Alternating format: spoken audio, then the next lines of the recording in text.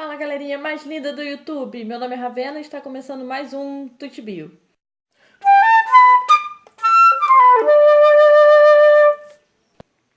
Bom, hoje a gente prossegue nossos estudos sobre a célula, falando um pouco mais detalhadamente sobre os eventos que desencadearam até a formação da teoria celular. A aula de hoje se chama Evolução do conceito de célula, lições da história da ciência.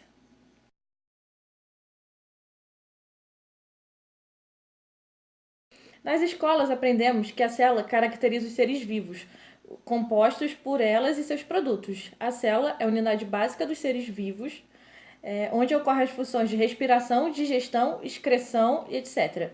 Mas até chegar a esses conceitos, foi percorrido um longo caminho, uma vez que quando os cientistas visualizaram as células no microscópio pela primeira vez, não conseguiram compreender o que era, ou seja, eles visualizaram a célula, igual eu falei um pouco na aula anterior, e não conseguiram identificar o que era, qual era a sua função, só identificaram o material que estava ali. Agora eu vou apresentar aqui um quadro sobre os principais eventos até a formação da teoria da biologia celular. Eu vou falar em ordem cronológica, mas depois eu vou botar um quadrinho aqui. A primeira coisa foi em 1626, Redi postulou que as coisas vivas não surgem por geração espontânea. Em 1655, Hooke descreve as células na cortiça. Em 1652 até 1697, trabalhos de Leon Hooke com células de vida livre e muitos outros espécimes foram apresentados. Em 1833, Brown descreve o núcleo das células na orquídea. E em 1838, Schleiden e Schwann propõem a teoria celular. Então, foram eles que postularam essa teoria que a gente usa até hoje.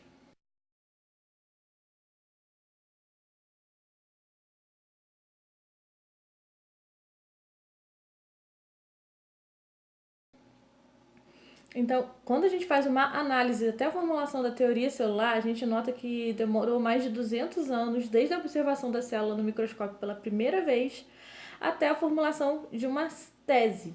Então, a gente vai entender o porquê dessa demora tão grande da observação até a formulação da teoria.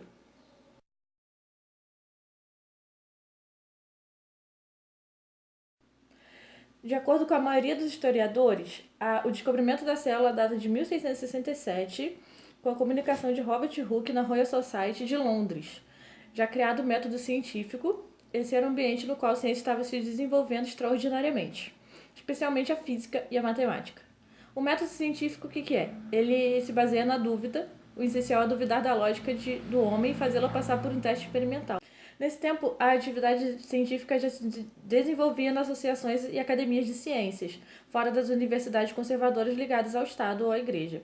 Os membros da sociedade científica já começavam a ser conhecidos menos como sábios e mais como cientistas, ou seja, não era mais a filosofia, era sim um estudo de pesquisadores que foi se aperfeiçoando. Robert Hooke foi contemporâneo de Newton, isso é uma curiosidade. E foi ele que sugeriu a necessidade de convencionar o zero como escala de temperaturas, o ponto de congelamento da água, e idealizou instrumentos meteorológicos, sendo chamados pai científico da meteorologia. Hooke construiu também um microscópio com o qual ficou conhecido por cunhar o termo célula. Ele construiu o primeiro microscópio com partes removíveis, em que as lentes podiam ser trocadas de acordo com o objeto a ser observado em campo maior ou menor. Então, eu acho importante lembrar bem esse nome, Robert Hooke, porque ele foi o pioneiro para a elaboração da teoria celular. Aos 28 anos, intrigado com o fenômeno da cortiça que a tornava um material de ampla utilização, Hooke procurou, na sua estrutura microscópica, explicação para sua leveza, flutuabilidade e elasticidade. Examinando a cortiça no microscópio, viu os poros. Fez uma preparação mais fina da mesma substância e, nas palavras dele, pude me dar conta com toda clareza de que estava perfurada e cheia de poros como um favo de mel. Então, a cortiça essa é uma madeirinha prensada, geralmente é usada aqui para fazer rolha de vinho. Então, ao mesmo tempo que ela é muito dura, ela também é muito leve, flutua e ela é leve e resistência. Aí ele pegou esse material, pegou uma amostra pequenininha, não sei se vai dar para ver direitinho. e colocou no microscópio. Aí, ao analisar isso aqui no microscópio, ele percebeu que era uma estrutura tipo favos de mel, seria aquela estrutura, igual o desenho mesmo que aparece de criança das abelhas, que tem vários quadradinhos. E esses quadradinhos, então, ele chamou de células.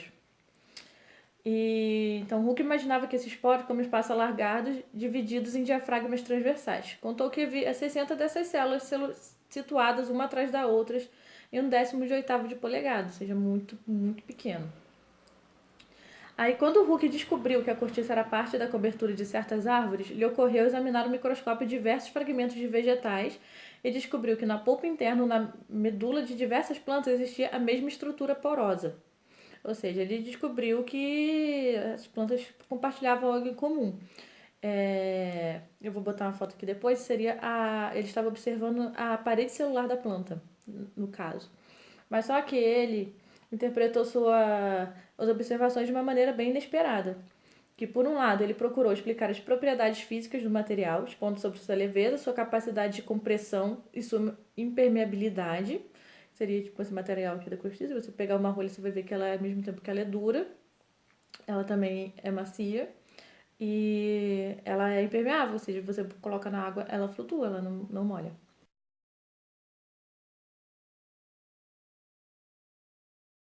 E por outro lado, o Hooke investigou a organização microscópica. Não permitiria o aparecimento de pontos comuns entre os animais e os vegetais. Hooke achou lógico comparar essa rede vista na cortiça com o aparelho circulatório dos animais, mas buscou em vão as veias e as válvulas que abrem e fecham a passagem. Então concluiu, também palavras dele. Ainda que não se tenha descoberto a passagem de uma cavidade para outra, nem com microscópio, nem soprando, nem com outros métodos, não pude descartar a conclusão de que os sucos naturais circulam por eles. Ou seja, ele achava que o que ele estava observando, o aparelho celular, as células, eram tipo um tubo dessa caneta aqui, que quando ele cortou, ele achou que tinha cortado assim, em várias partezinhas, e seriam vários tubos desses, um perto do outro, mais ou menos assim. E que ali passavam as substâncias das plantas, alguma coisa desse tipo. Mas só que ele interpretou erroneamente dessa forma, porque as plantas têm sim os ligamentos, mas o que ele estava observando não eram os ligamentos, eram sim as células. Prosseguindo, Hooke realizou observações muito importantes com um microscópio simples que ele mesmo construiu. Suas descrições versavam em particular sobre infusões, espermatozoides, glóbulos vermelhos nucleados de peixes e até bactérias. Um pesquisador importante foi Malfig, que realizou numerosas observações citológicas, entre os quais os capilares e a derme. As observações desses autores são notáveis, sobretudo levando-se em conta as condições de trabalho dele. Microscópio muito simples, lupas com lentes de distância focal muito pequena, mas de campo muito reduzido, ou então microscópio com objetivo e ocular. No primeiro caso, a exploração de objetivo requeria enorme paciência. No segundo, o problema eram as aberrações capazes de formar totalmente a imagem do objeto estudado. O que quer dizer? Microscópio muito simples, com distância focal muito pequena, você consegue ver muito bem o objeto, mas só que você aproxima tanto que você vai só ver aquela imagem e não tem como você mudar de direção. Você tem que focar num ponto fixo e só observar ali. O segundo, tipo, a distância era maior, mas o problema da distância ser maior que podia gerar alguma aberração. Aberração seria tipo uma imagem embaçada, alguma coisa desse tipo. Manchado, assim, que você olha e você não consegue ver exatamente o objeto. Seria como uma câmera desfocada, a gente vai mexer nela e não vai conseguir focar. Isso são consideradas aberrações. E a contribuição mais relevante desses autores foi a padronização das técnicas de utilização do microscópio. Leeuwenhoek é considerado o pai da bacteriologia, tendo sido o primeiro a observar e descrever bactérias no número enorme de materiais, em gotas de água de chuva, rios ou mar e no raspado de dente. Após esses estudos, passa quase 200 anos até o século XIX e vão mudando algumas coisas. Primeiro, o desenvolvimento dos meios. A evolução dos equipamentos e da própria forma de se desenvolver o trabalho dos cientistas afetou a biologia geral. Os cientistas eram generalistas filósofos influenciados pelo notável desenvolvimento das ciências físicas. A biologia deixa de ser uma metaciência para chegar a uma explicação da vida a partir de modelos cujas implicações podem passar por um controle experimental. Os métodos de preparo muito rudimentares ainda produziam artefatos sobre os quais ainda há pouca investigação. O segundo passo importante foi a transformação da sociedade científica, mudar as condições de pesquisa, fim dos mecenas e institucionalização das cátedras. Os cientistas passam a ser profissionais da investigação. A comunicação objetiva substitui a terminologia pessoal. O trabalho dos cientistas passa a se situar no âmbito da sociedade científica internacional. O terceiro passo foi mudanças no ambiente intelectual. Interesse renovado pelo mundo vivo. A moda da filosofia da natureza marcou a literatura, a medicina e a biologia. O quarto fator importante foi o progresso no conhecimento dos seres vivos. O descobrimento da organização celular dos vegetais e da existência de células em certos tecidos animais, a identificação do núcleo das células vegetais e algumas células animais. O desenvolvimento no interior de algumas células de uma matéria viva chamada protoplasma. Então, teve, na verdade, uma mudança na forma de pensar da sociedade. A biologia não era só vista como mais um estudo de observação. Ele era uma ciência mesmo investigativa, assim como a física. Agora eu vou falar um pouquinho mais detalhadamente sobre alguns fatores que merecem destaque nessa evolução do estudo do estudo científico. Durante a metade do século XIX, mudaram profundamente as condições de pesquisa. Foi institucionalizada e os cientistas passaram a ser profissionais da investigação, ou seja, eles passaram de ser filósofos para profissionais. E a partir de 1750 foram criadas as cátedras de ciência nas universidades alemãs e foi desenvolvido o ensino superior na França durante a Revolução. A multiplicação de laboratórios permitiu um rápido desenvolvimento dos instrumentos, em particular o microscópio. As características técnicas dos instrumentos se definiram entre um modo objetivo e seu emprego exigia um aprendizado técnico para todos os usuários. Em consequência, os laboratórios dispunham de suporte instrumental para produzir fatos científicos, ou seja, havia os professores para ensinar como você iria utilizar o microscópio. A evolução dos equipamentos e da própria forma de se desenvolver o trabalho dos cientistas afetou mais diretamente a biologia geral durante a primeira metade do século XIX. Deixou de ser uma metaciência para chegar a uma explicação da vida a partir de modelos cujas implicações se submetem a controle experimental, ou seja, ele não era só uma observação, ele era a elaboração de uma teoria, essa teoria passava por um teste, e se esse teste fosse comprovado, era considerada como verdadeira. Paralelamente ao desenvolvimento dos meios, houve uma mudança do ambiente intelectual, com interesse renovado pelo mundo vivo. O desenvolvimento das ideias que culminaram com a teoria celular ocorre no contexto da Revolução Industrial, 1760 a 1870, e da ascensão da burguesia ao poder na Europa.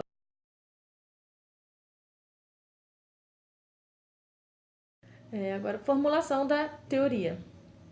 Depois de inúmeras pesquisas com tecidos celulares, Theodor Schwann chegou ao desenvolvimento da teoria celular. Sua genialidade foi perceber o que existia de semelhante em imagens da estrutura de diferentes tecidos de seres vivos. A teoria celular também é considerada como a teoria de Schwann e Schleiden.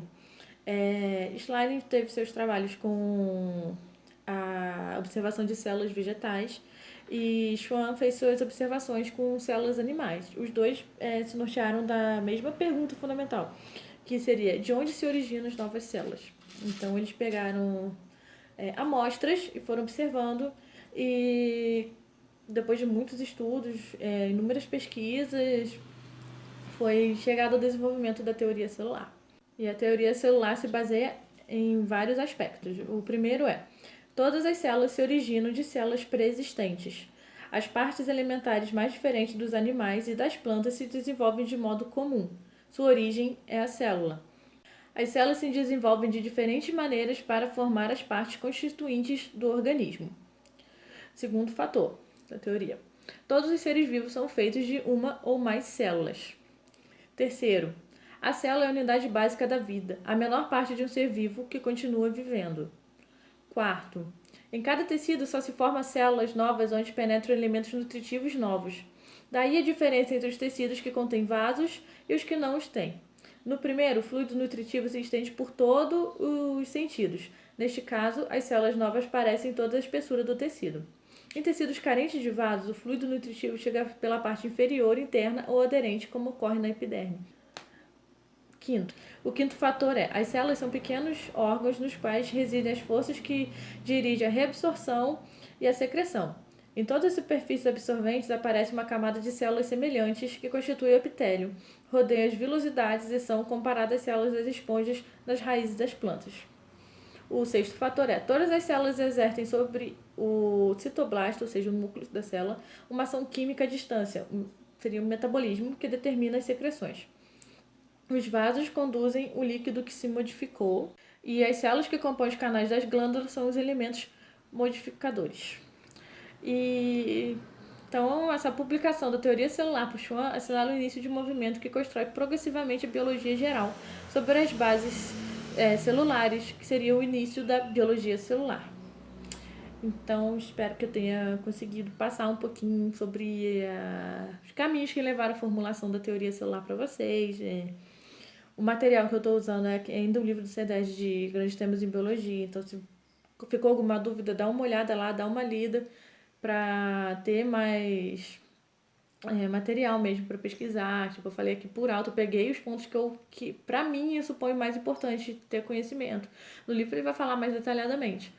E infelizmente por agora eu não vou conseguir manter a periodicidade que eu estava querendo fazer no início, tipo um vídeo por semana, porque eu tô me formando, eu tenho que fazer os trabalhos, mas sempre que eu puder eu vou aqui colocar vídeo novo para vocês e desculpa pela demora, mas eu vou me esforçar para que não demore tanto assim de um vídeo pro outro. Mas aí, se gostou, por favor, dá o joinha, se inscreve aí no canal para você receber sempre notificação, que isso ajuda bastante. E obrigada pela paciência e até o próximo vídeo. Tchau, tchau.